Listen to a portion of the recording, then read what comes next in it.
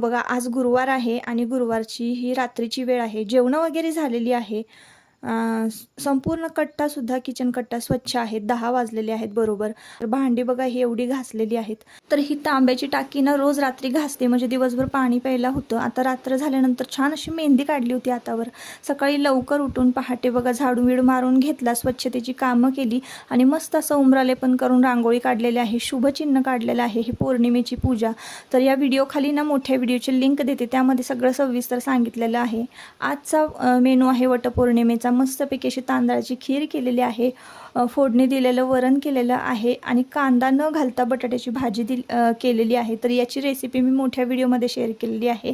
नक्की चेकआउट करा जर तुम्हाला हवी असेल तर. आणि भात केलेला आहे आणि वडाच्या पूजेसाठी हे ताट तयार केलेलं आहे. तर नक्की मोठा व्हिडिओ